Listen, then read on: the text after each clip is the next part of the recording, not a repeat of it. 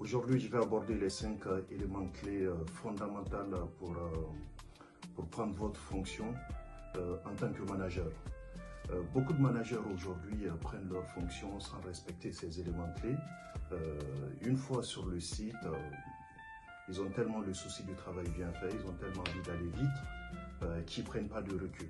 Donc, ils se lancent dans le tas, ils commencent à faire des entretiens, ils commencent à donner des missions aux collaborateurs et arrivé à un certain moment, ils se rendent compte qu'il y a un blocage.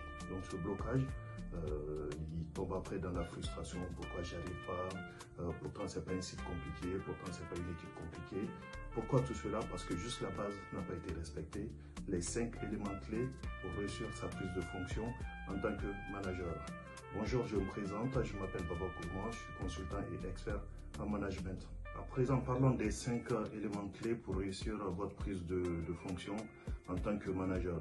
Alors, le premier élément que je recommande, c'est d'avoir un temps d'observation. Quand vous venez sur un site, ne vous lancez pas tout de suite.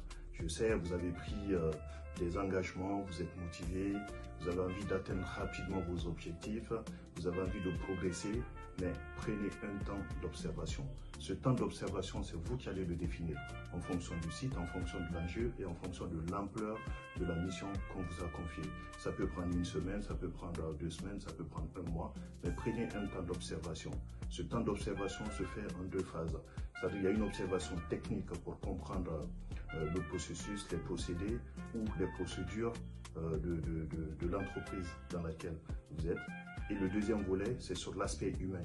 Prenez le temps d'observer le fonctionnement de tout un chacun.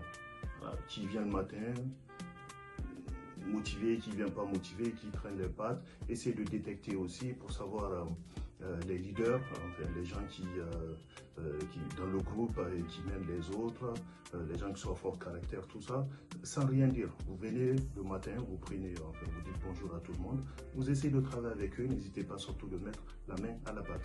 Ça, c'est la première phase qu'il faut impérativement, c'est d'organiser des entretiens individuels de tous les collaborateurs que vous managez en direct. J'ai même envie de dire, même les collaborateurs que vous ne managez pas en direct, recevez-les en entretien 10, 15, 20 minutes en fonction des sujets. Présentez-vous ce que vous avez fait dans le passé, ce que vous a amené sur ce site-là, ce que vous pouvez les apporter. Présentez-vous même personnellement. Vous êtes marié, vous avez des enfants, etc. Tout ça, ça permet de renforcer un peu le lien. Voilà, ça permet de renforcer le lien et demandez à vos collaborateurs de se présenter aussi et expliquer clairement dès le début ce que vous attendez d'eux et ce que vous pouvez les apporter. Et s'ils ont des questions, des interrogations par rapport à ça, n'hésitez pas à les répondre. Mais cette partie est indispensable au fait. On ne peut pas travailler avec une personne sans connaître la personne. Alors la troisième phase, c'est d'organiser un entretien collectif. Voilà, un entretien ou une réunion, je dirais plutôt une réunion collective. Quand vous organisez une réunion collective, lors de cette réunion, c'est d'expliquer votre méthode de travail, fixer les objectifs. Attention, pas les objectifs individuels, plutôt les objectifs collectifs. Après, en management, tout ce qui est collectif se gère en collectif, tout ce qui est individuel se gère en individuel. Donc là, vous allez fixer les règles, si vous avez besoin de sectoriser les gens, etc., tout ça, ou responsabiliser les gens sur certains secteurs, vous le faites. Voilà. Mais par contre, lors de l'entretien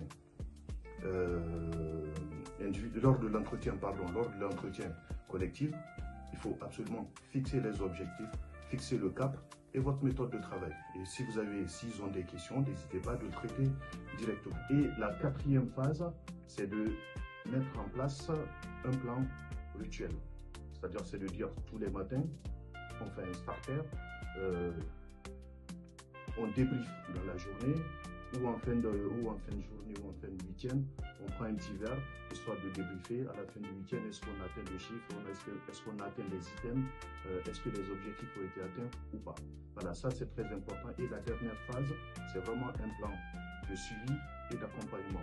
Voilà, le plan d'évaluation, il ne faut pas se dire, ok, c'est juste pour, on va dire, pour recadrer le collaborateur. Donc, l'évaluation, ça permet d'échanger avec le collaborateur pour savoir et déterminer les axes sur lesquels on peut l'accompagner. Après, on met un plan de suivi en place. Si vous respectez ces 5 éléments clés pour la prise de fonction en tant que manager sur n'importe quel site, j'en suis sûr et certain que vous allez atteindre vos objectifs, vous allez progresser et vous n'allez pas avoir du mal à manager cette équipe. Pour finir, il faut savoir que la mise en place des 5 éléments clés est nécessaire pour réussir votre prise de fonction en tant que manager. Elle permet de développer votre activité tout en mettant au cœur de votre activité l'humain. Si vous avez aimé cette vidéo, n'hésitez pas à la liker, de la partager ou de la commenter. Pour plus de vidéos, je vous invite à vous abonner sur ma page professionnelle. À très bientôt pour une prochaine vidéo. Merci. Merci d'avoir regardé cette vidéo. À très bientôt. KBS Conseil et Services.